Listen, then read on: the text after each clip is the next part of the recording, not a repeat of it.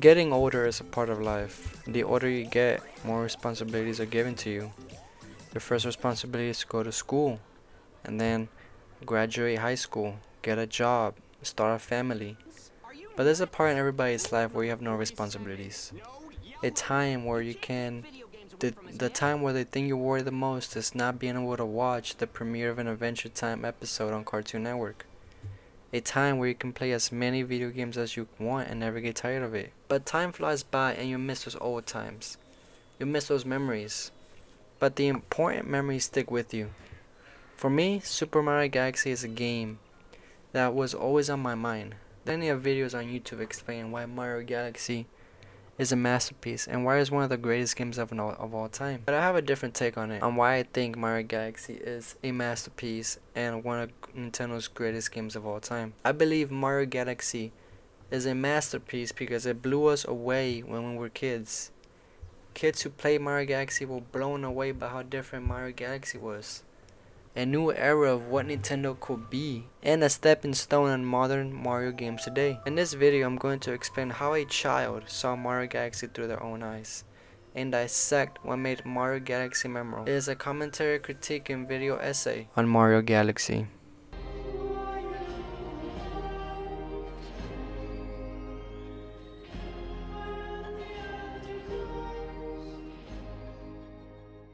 In every Mario game, there is this distinctive feeling. For example, in Super Mario Sunshine, you get a relaxing game design. The levels are open with Mario exploring in a new casual way. Levels are bright with a sort of vacationist feeling. When you play Mario Sunshine, you feel like you're on a vacation defeating aquatic and goofy creatures. It is not serious, it's just a fun Mario game where you can relax and play. Another example is Super Mario Odyssey. Super Mario Odyssey gives you a feeling of adventure, visiting different kingdoms in the Mushroom City and collecting Power Moons, the buzzing cities of New Donk City, or exploring a calm seaside kingdom. It's a collective game where you race and discover everything you can find. It gives me a feeling of rush and adventure. These games are great because they excel in their game design and the feeling Nintendo wants you to feel while playing. But Mario Galaxy gives a feeling of epicness, a feeling that there's something greater than yourself. For the first time, Mario is not the main character of the game, but the game design is the main focus. Mario is not just exploring Mario is exploring the galaxy in a space station called the Comet Observatory. We are no longer bound with gravity and classic video game tropes, differently here than any other video game in the Mario series. We discover planets and go all directions up and down, left underneath. We feel the gravity pulling us in towards the planet, or sometimes the less gravity, Mario just floats in the space. This is not a normal Mario game where the camera and Mario's movement is simple. We go through a complex camera angles and discover game design in a new way that has not been replicated. We encounter crazy giant bosses that would be incomprehensible in normal Mario games. Giant sharks, humongous beetles, wacky and alien-looking creatures that we have never seen before. Giant robots. Everything you can think of. It will be a class on its own. Not because Mario Galaxy is a bad game, it's because Mario Galaxy is a more epic game. Mario Galaxy gives you this feeling of epicness. The feeling that you are a small thing compared to the greater vastness of space.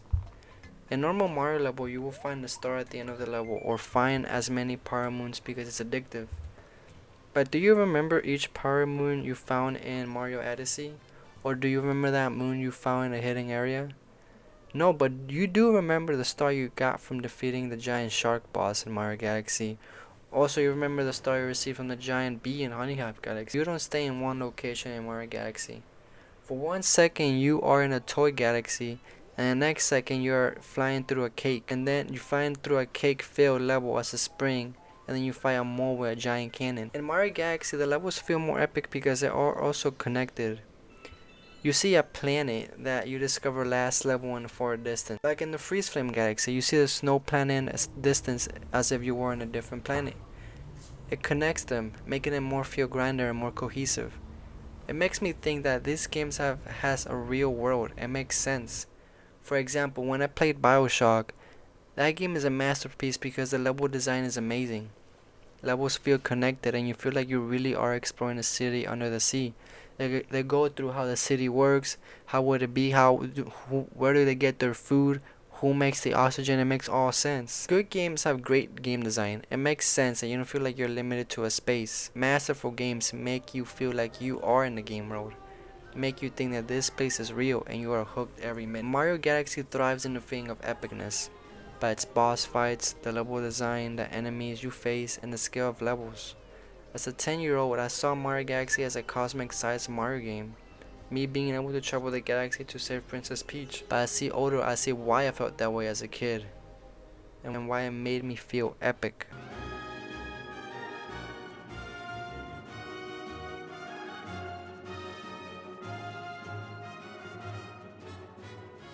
Music in games is vital.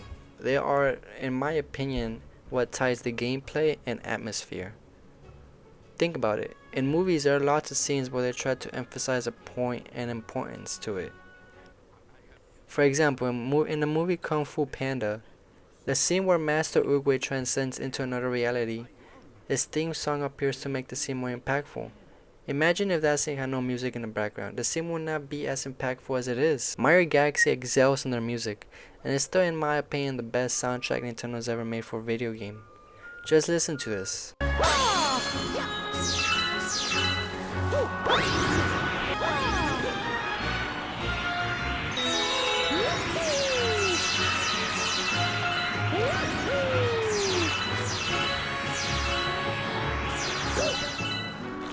When I was a kid, hearing this music while playing was magical.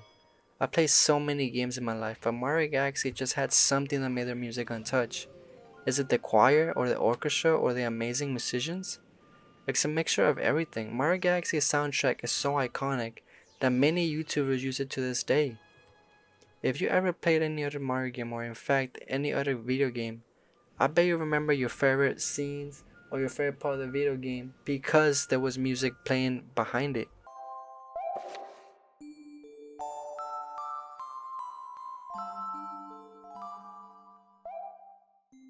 Mario games have never been known to be storytelling games.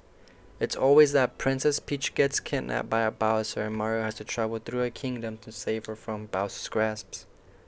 And it's always been like that and nobody has ever complained. Why would they complain?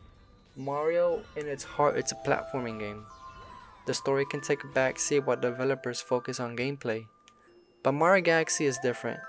We are introduced not by Princess Peach being kidnapped, but by showing us a book. You hear the calming Luma theme song in the background explaining the Start Bit Festival, and that it only occurs every 100 years. We see Mario being invited to the Start Bit Festival. This is the upbeat beginning of the game. Everything's so magical. You go through the Mushroom Kingdom, saying hello to everybody celebrating the Start Bit Festival. It's an amazing entrance to the beginning of the game. But things go downwards. The most intense Bowser scene happens.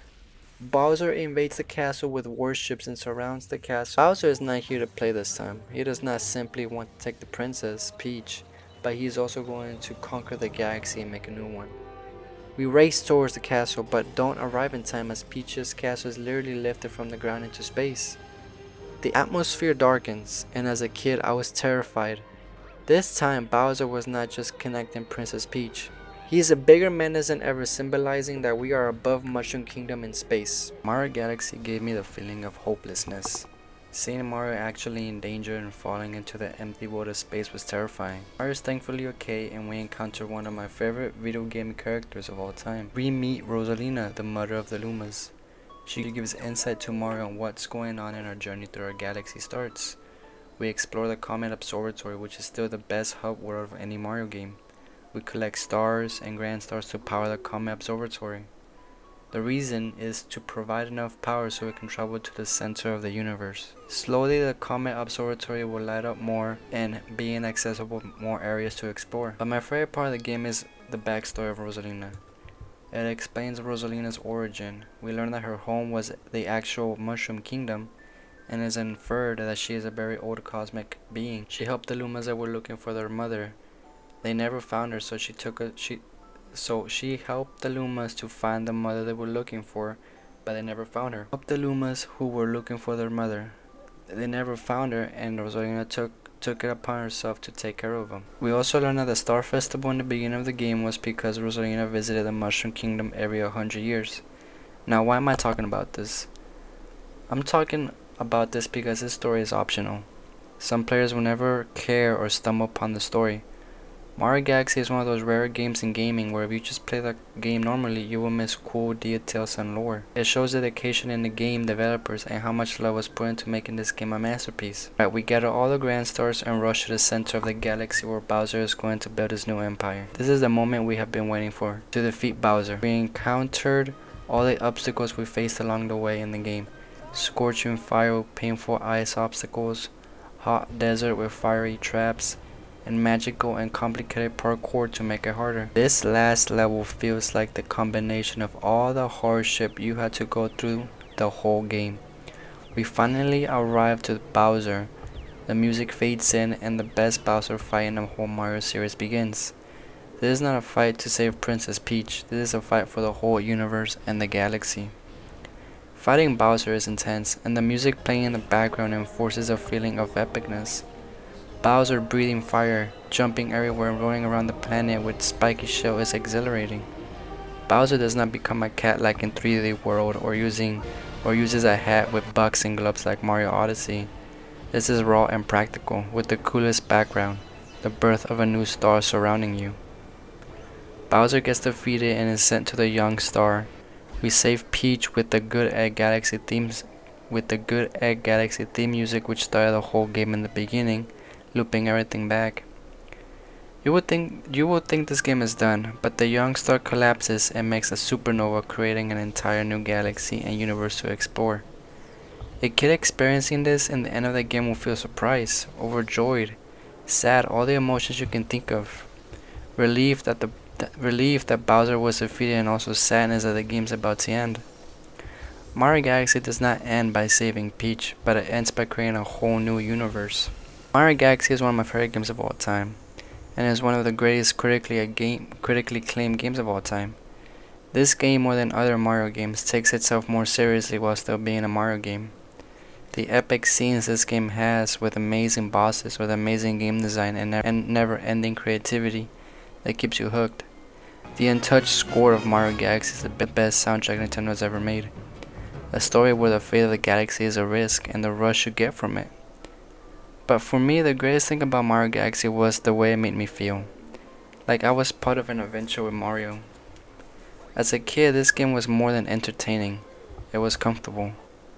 Mario Galaxy affected me in how I like games. If I had the option to go back and change something in my life, I would not take it, because the most important time is now. But if I had the opportunity to play one of my favorite games of all time, I would, because as an adult, I see this game as a masterpiece. But as a kid, I saw this game as home. Thank you for watching.